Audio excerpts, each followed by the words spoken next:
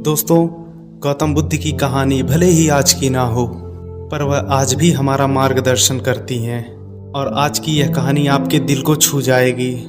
इसलिए पूरा जरूर सुने और इससे आपको ज्ञात होगा आखिर यह दुख हमारे जीवन में आते कहाँ से हैं, वह जन्म कहाँ से लेते हैं। तो आइए शुरू करते हैं। एक बार गौतम बुद्ध किसी गांव में प्रवचन दे रहे थे। उन्होंने अपनी बातों को समाप्त करते हुए बोला, मानव के दुख का कारण है स्वयं को किसी से बांधना। जहाँ भी मोह होता है, बंधन होता है, वहाँ दुख स्वयं ही उत्पन्न हो जाता है। इसलिए अपने बंधन को पहचानें और उनसे बाहर निकलने का प्रयास करें। इसके बाद उन्होंने सभी लोगों को आशीर्वाद दिया और फिर अपने आश्रम लौट गए। अगले दिन उनसे एक व्यक्ति मिलने आया और वह बुद्ध से बोला, प्रभु, मैंने कल आपका उपदेश सुना। आपकी बातें मेरे दिल को छू गईं। मैंने अपने बंधनों को तोड़ दिया, सारी मोह माया को त्याग कर दिया। अब मैं आपकी शरण में आना चाहता हूँ। उस व्यक्ति की बातें सुनकर बुद्ध मुस्कुराए और बोले, मुझे विस्तार से बतलाओ वत्स, तुमने कौन कौन से बंधन तोड़े और किसका मोह त्याग दिया है। वह व्यक्ति बोला, मेरे घर पर मेरे बूढ़े माता पिता और पत्नी है। मेरा एक छोटा सा बच्चा है। मेरी पत्नी बहुत बीमार रहती है। उसके कष्ट देखकर मैं हमेशा सोचता रहता हूँ कि वह मर जाए तो उसके कष्ट भी दूर हो जाएंगे।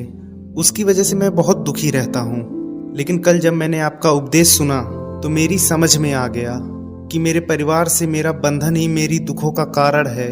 अगर मैं इसके चक्कर में पड़ा रहूँगा तो कभी सत्य को नहीं जान सकूँगा। इसलिए मैं अपने घर को त्याग कर आपके पास आया हूँ। बुद्ध ने पूछा, क्या सचमुच सभी बंधनों से मुक्त हो गए हो? देख लो, कहीं कोई बंधन तुम्हारे पीछे तो नहीं रह गया। वह व्यक्ति बोला, नहीं प्रभु, मैं अपने जीवन की सारी चीजों को पीछे छोड़ आया हूँ और अब आगे बढ़ना चाहता हूँ। फिर बुद्ध ने कहा, अगर ऐसी बात है तो फिर ठीक है, आज तुम यहीं आश्रम में रुको। कल मैं तुम्हें बताऊंगा कि तुमको क्या करना है। इसके बाद गौतम बुद्ध ने अपने एक शिष्य की तरफ इशारा किया। शिष्य ने उसे आश्रम की अतिथि कक्ष में पहुंचा दिया और वहां से वह व्यक्ति देख रहा था कि गौतम बुद्ध के इस आश्रम में क्या हो रहा है। उन्हें देखकर वह बहुत प्रसन्न था और अपने आप को बहुत सौभाग्यशाली समझता था। अगले दिन गौतम बुद्ध ने उस व्यक्ति को एक कार सौंपते हुए कहा, तुम्हें पूर्व दिशा की ओर जाना है।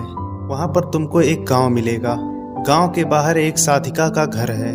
वह तुम्हें कोई वस्तु देगी, उसे लेकर तुम्हें मेरे पास आना है।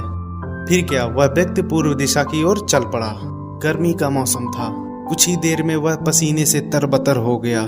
उसे प्यास भी सताने लगी। वह सोचने लगा, अगर इस समय मैं अपने घर पर होता तो इस तरह गर्मी में पसीना नहीं बहाना पड़ता। कुछ दूर उसे और चलने पर भूख भी सताने लगी, पर वह एक सुनसान और बंजर रास्ता था। आसपास ना तो कोई पेड़ था और ना ही कोई तालाब। वह फिर से सोचने लगा, अगर मैं इस समय अपने घर पर होता तो अपनी पत्नी के हाथों का बना स्वादिष्ट भोजन करता। पता नहीं क्यों बुद्ध ने मुझे इस गर्मी में भेज दिया, वो भी इतनी दूर। काफी देर चलने के बाद वह व्यक्ति गांव में जा पहुंचा। गांव के बाहर एक ही घर बना हुआ था। वह दरवाजे के पास पहुंचा और दरवाजे को खटखटाया। फिर दरवाजे को एक साधिका ने खोला। उसके चेहरे में एक अजीब सा चमक था। वह व्यक्ति उसे देखकर मंत्रमुग्ध हो गया। साधिका ने उसका स्वागत किया और कहा, मैं जानती हूँ आपको गौतम बुद्ध ने भेजा है। कृपया आप अंदर आ जाएं। वह व्यक्ति घर के अंदर चला गया और साधिका के कहने पर उस व्यक्ति ने हाथ पैर धोया और एक चटाई पर बैठ गया। साधिका ने उसके सामने भोजन की थाली रख दी। वह व्यक्ति जल्दी से भोजन करने लगा। अचानक उस व्यक्ति की नज़र साधिका के पैरों पर पड़ी। उसके पैर बहुत सुंदर थे। वह उन्हें देखता ही रहा। तभी साधिका ने उसका ध्यान भंग किया। वह बोली, जिस व्यक्ति को गौतम बुद्ध के चरणों में स्थान मिल जाता है, फिर उसे किसी अन्य के चरणों की आवश्यकता नहीं पड़ती। साधिका की बात सुनकर वह व्यक्ति लज्जित हो गया और अपनी नजरों को नीची करके वह व्यक्ति भोजन करने लगा। भोजन करने के बाद साधिका ने कहा, आप बहुत दूर से आए हैं, थक गए होंगे। यहीं चटाई पर लेट जाए, मैं पंखा कर देती हूँ। वह व्यक्ति बहुत थका हुआ था। वह चटाई पर लेट गया और अपनी आंखें बंद कर ली। साधिका उसे पंखा करने लगी, पर लेटने के बाद भी उस व्यक्ति को चैन नहीं आया। उसने धीरे से अपनी पलकों को खोला और चोर नजरों से साधिका को देखने लगा। वह सोचने लगा, यह स्त्री कितनी सुंदर है, इसकी वाणी कितनी मोहक है। अगर यह मेरी पत्नी होती तो मेरा जीवन स्वर्ग बन जाता। साधिका इसके मन की बात समझ गई और बोली, शरीर में कुछ नहीं रखा है, यह केवल मांस और अस्थियों का जोड़ा है। जो व्यक्ति इसके आकर्षण से मुक्त हो सकता है वही व्यक्ति सत्य को प्राप्त कर सकता है। यह सुनकर वह व्यक्ति घबरा गया। वह चटाई से उठ बैठा और बोला, अब मुझे बुद्ध के पास जाना चाहिए। कृपया आप मुझे वह सामान दे दें जिसके लिए बुद्ध ने कहा था। फिर साधिका ने मुस्कुराकर जवाब दिया, गौतम बुद्ध ने जिस कार्य के लिए आपको भेजा था वह संपूर्ण हो गया। साधिका की यह बात उस व्यक्ति को समझ में नहीं आई। वह दरवाजे की ओर बढ़ चला।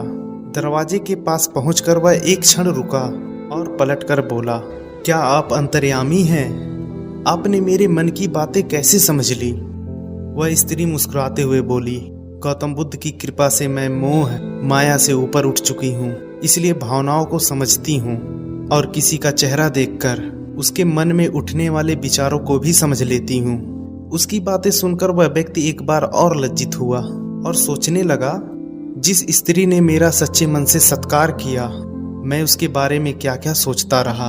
इसके बाद वह गौतम बुद्ध के आश्रम लौट जाता है और आश्रम पहुंचकर वह व्यक्ति बुद्ध के चरणों में गिर जाता है और बोलता है, प्रभु मुझे क्षमा कर दें, मैं बहुत बड़ा पापी हूँ।